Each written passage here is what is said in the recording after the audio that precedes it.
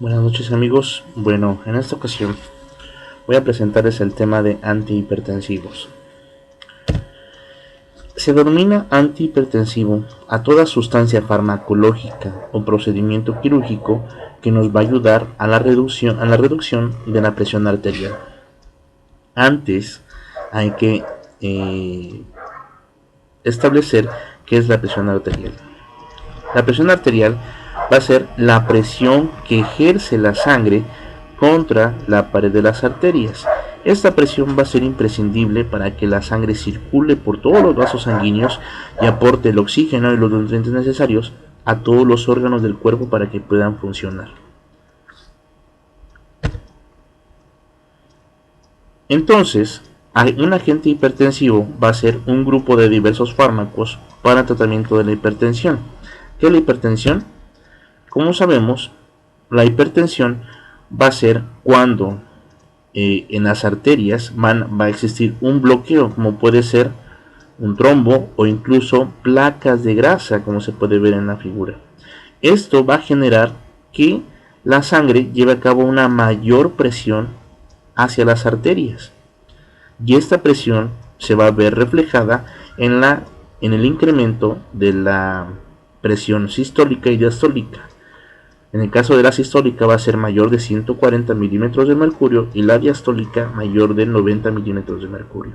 En comparación con un corazón sano y una arteria sana, el cual el flujo sanguíneo va a ser normal, tiene una tensión arterial normal de 120 milímetros de mercurio sobre 80 milímetros de mercurio. ¿Cuáles son los factores que desencadenan esta enfermedad? Van a ser factores hereditarios, la presencia de obesidad, el estrés, dieta rica en grasas y carbohidratos y el consumo de sal y alcohol en exceso, incluso también el tabaco. ¿Sí? ¿Cuáles van a ser los síntomas? Van a ser, por ejemplo, dolor de cabeza, dificultad respiratoria, vértigo, dolor torácico, palpitaciones del corazón y hemorragias nasales. En el mundo se sabe que 1 de cada 3 adultos la van a padecer, y 9.4 millones de muertes se da por esta enfermedad. El 42% de la población mundial desconoce que tiene hipertensión y el 67% tiene antecedentes familiares de hipertensión. En nuestro país, el 30% de los mexicanos tienen hipertensión. ¿Y cuáles van a ser las consecuencias de esta enfermedad?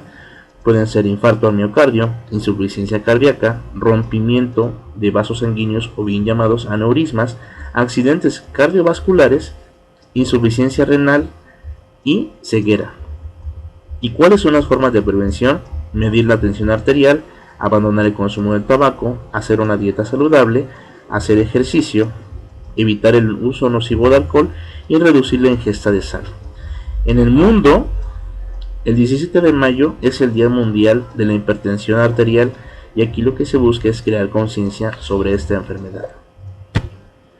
Entonces, los fármacos antihipertensivos van a actuar a través de mecanismos de acción muy variados, lo que les va a presentar o otorgar un perfil diferente de efectos adversos y una utilidad terapéutica diferente para cada uno de ellos. Dentro de esos fármacos vamos a tener 6 tipos, que son los diuréticos, bloqueadores adrenérgicos beta, bloqueadores adrenérgicos alfa, bloqueadores de los canales de calcio, bloqueadores de la enzima convertidora de la angiotensina y bloqueadores de los receptores de la angiotensina. En el caso de los primeros diuréticos, su función va a ser van a actuar incrementando la diuresis y por lo tanto reduciendo la volemia. En este caso, la diuresis es cuando la glándula pituitaria, mediante la vasopresina, estimula a la glándula adrenal a sintetizar y excretar aldosterona, que a su vez estimula al riñón a vaciar el contenido mediante la orina. Y la volemia va a ser el volumen de la sangre total. Dentro de los diuréticos encontramos a 3 tipos, que son los diuréticos tiacídicos, diuréticos de Lassa y diuréticos ahorradores de potasio. En el caso de los mecanismos de acción de esos diuréticos, tenemos que los tiacídicos van a inhibir el intercambio de cloro y sodio en el túbulo distal, mientras que los ahorradores de potasio van a inhibir la absorción de sodio en el túbulo distal y en el túbulo colector, mientras que los diuréticos de Lassa de Henle van a inhibir el intercambio de tres importantes iones como es el cloro, sodio y potasio en la porción ascendente de Lassa. Como lo mencionamos anteriormente, los diuréticos tiacídicos, su mecanismo de acción va a ser inhibir la reabsorción de sodio y cloro. Esto que va a resultar en un incremento en la excreción de estos iones y por lo tanto va a inducir el incremento de la diuresis. El más utilizado es la hidrocloroiazida. ¿Cuáles van a ser los efectos adversos de este fármaco? Por el uso de este fármaco va a ser el incremento de la urea en la orina, un incremento en la glucosa, un incremento en el calcio y un incremento en el potasio y una disminución en el potasio, Esos medicamentos deben administrarse con suma precaución a pacientes que tienen gota, dislipidemias o diabetes. También no se pueden administrar en pacientes con insuficiencia renal.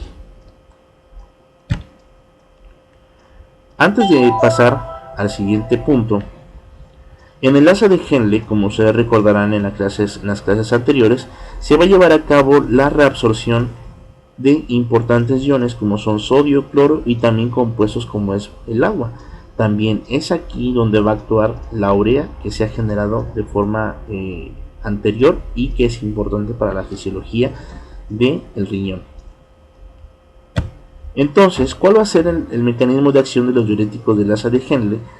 Lo que va a hacer, por ejemplo, en el caso de la furosemida, va a inhibir los canales de sodio y potasio, que a su vez va a inhibir la reabsorción de importantes iones como es el sodio, cloro y potasio, facilitando la diuresis y por lo tanto la eliminación del sodio, que es el principal ion que genera la hipertensión.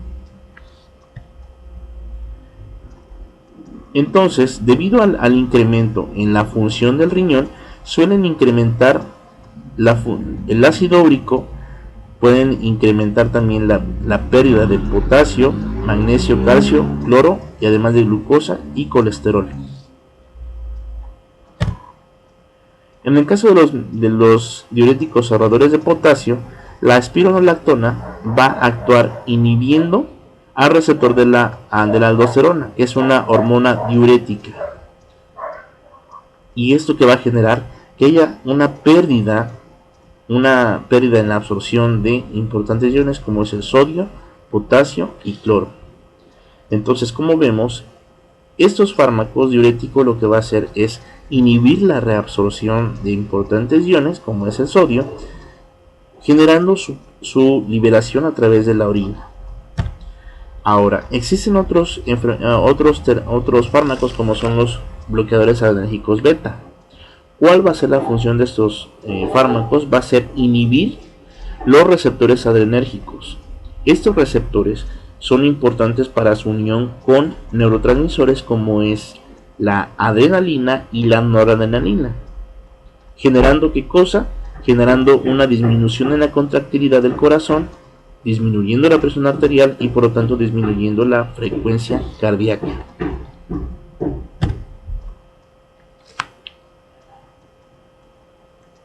Un importante fármaco de este grupo es el propanolol, que lo que va a hacer prácticamente es inhibir la unión de la adrenalina hacia su receptor, por lo tanto bloqueando la actividad simpática y induciendo una disminución en la frecuencia cardíaca, una disminución en el gasto cardíaco y por lo tanto generando una arritmia y generando la disminución de la presión arterial. También tenemos otro tipo de bloqueadores adrenérgicos que va a actuar en un sitio diferente, que son los receptores alfa. En este caso, los receptores alfa adrenérgicos se van a encontrar principalmente en el músculo liso. Entonces, el bloqueo por agonistas, como son estos fármacos, va a generar dos cosas. Una, la relajación del músculo liso y la otra, la vasodilatación. En el caso de la relajación, va a actuar sobre músculos de la vejiga, lo que va a hacer permitiendo la micción y por lo tanto la liberación del exceso de iones sodio. mientras que en el caso de la vasodilatación va a provocar una disminución del gasto cardíaco y por lo tanto una hipotensión. ¿Y qué es la vasodilatación? Es cuando los vasos sanguíneos incrementan su calibre. Esto que va a generar que la sangre pueda fluir más fácilmente a través de estos vasos sanguíneos. Y lo que va a generar es una disminución en la presión arterial y por lo tanto una disminución en la frecuencia cardíaca.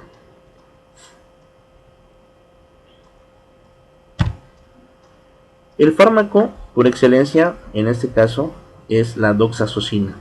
La doxazosina lo que va a hacer es inhibir la unión de la noradrenalina hacia su receptor.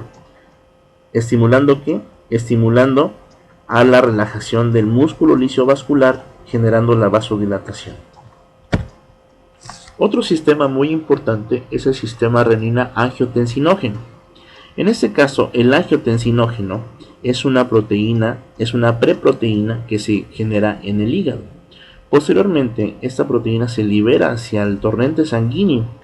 De igual forma, el riñón se encarga de sintetizar otra enzima que se llama renina. Esta renina va a actuar sobre el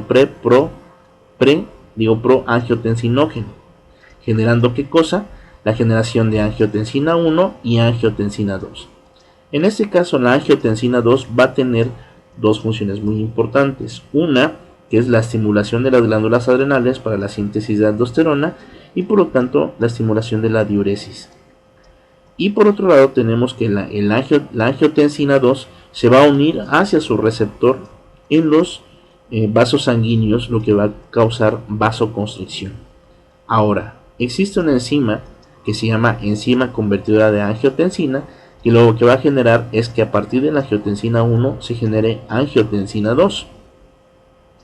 ¿Sí? Y los fármacos, ¿sí?, lo que van a hacer es inhibir a la enzima convertidora de angiotensina y también van a inhibir a los receptores que se encuentran en los vasos sanguíneos. Entonces, tenemos el mecanismo de acción de los inhibidores de la enzima convertidora de angiotensina. En este caso, los inhibidores lo que van a hacer es inhibir la enzima convertidora y por lo tanto no se va a llevar a cabo la producción de angiotensina. ¿Y esto qué va a causar? Esto va a causar que exista una vasodilatación y a su vez esto va a generar una disminución en la presión arterial. Dentro de estos fármacos tenemos al captopril, que es el más utilizado a nivel mundial, y uno de sus efectos adversos más relevantes es la tos molesta y persistente, y además de que pueden incrementar las concentraciones de potasio en sangre. Mientras que los antagonistas del receptor de la angiotensina, como lo vimos anteriormente, lo que van a hacer es inhibir la angiotensina, la unión de angiotensina hacia su receptor en los vasos sanguíneos, y esto que va a hacer va a causar la vasodilatación, disminuyendo así la presión arterial. Dentro de los fármacos dentro de este grupo están los losartán, valsartán, irbesartán y candersartán, que son muy usados a nivel mundial. Otros fármacos son los bloqueadores de los canales de calcio. Estos bloqueadores de los canales de calcio, mejor dicho, el calcio es muy importante dentro de la fisiología tanto del corazón como de los vasos sanguíneos. Y en el caso de los vasos sanguíneos, cuando se bloquean los canales de calcio, lo que va a generar es la relajación del músculo liso, produciendo la vasodilatación, produciendo así que la sangre pueda transportarse de una forma más fácil, ¿sí?, y que esto genere una disminución en la presión arterial y por lo tanto una disminución de la frecuencia cardíaca. Mientras que en el corazón lo que va a hacer es disminuir la contractibilidad, disminuyendo la frecuencia del nodo sinoauricular, que va a disminuir el impulso del latido cardíaco, ¿sí?, y también va a disminuir la velocidad de conducción del nodo auriculoventricular, que se encarga de la formación y conducción de impulsos eléctricos cardíacos. Entonces, como vemos, los canales de calcio En el músculo liso se va a encargar de la relajación o vasodilatación, y en el corazón va a disminuir el ritmo cardíaco, es decir, lo va a relajar. Ahora, ¿cuáles son las interacciones que hay entre esos fármacos con los alimentos? En el caso de los diuréticos de la asa de Henle, la ingesta simultánea de alimentos con esos fármacos va a causar la disminución de la biodisponibilidad del fármaco y por lo tanto la disminución del mecanismo de acción. La recomendación es ingerir 2 horas después de comer o 1 hora antes de comer. En el caso de los diuréticos ahorradores de potasio y los tiacídicos, en la ingesta simultánea con los alimentos incrementa la biodisponibilidad y por lo tanto la acción del fármaco, y también genera la aparición de metabolitos tóxicos en el hígado. La recomendación es ingerir 2 horas después de comer o 1 hora antes de comer. En el caso de los bloqueadores analgésicos alfa y beta, aunque se ha observado que la ingestión simultánea con alimentos disminuye la biodisponibilidad, este efecto no provoca reacciones adversas en el organismo. Por lo tanto, eso se pueden consumir tanto antes de comer como después de comer. En el caso de los bloqueadores de los canales de calcio, se ha observado una absorción lenta cuando se administra en conjunto con las comidas ricas en proteínas, y además el consumo de sal puede inhibir la acción de estos fármacos. Por lo tanto, la recomendación es disminuir la cantidad de proteínas en la comida, así como suspender el consumo de sal. Aunque sabemos que este factor, el consumo de sal, es muy importante para la población que sufre de hipertensión. En el caso de los inhibidores de la enzima convertidora de angiotensinógeno, sabemos que el consumo de alimentos en forma simultánea con esos fármacos no van a causar reacción alguna. Sin embargo, la reacción reside cuando se administran antiácidos en conjunto con estos fármacos. ¿Sí? La presencia de antiácidos puede causar la disminución de la acción de los inhibidores por la alteración del pH estomacal. La recomendación es no administrar antiácidos durante el tratamiento. Esto en pacientes que sufren de hipertensión y además tienen problemas por enfermedad por reflujo gastroesofágico, o bien llamados ERGES. También tenemos a los antagonistas del receptor de angiotensina, en donde se ha descrito que el consumo de estos fármacos con alimentos no causa interacción alguna. Sin embargo, pueden interactuar con otros fármacos, por ejemplo la aspirina. ¿Sí? Entonces, no se debe de administrar aspirinas durante el tratamiento con estos fármacos. Por mi parte es todo, chavos. Cualquier duda, ya saben, pregúntenme, estoy a su disposición. Buenas noches.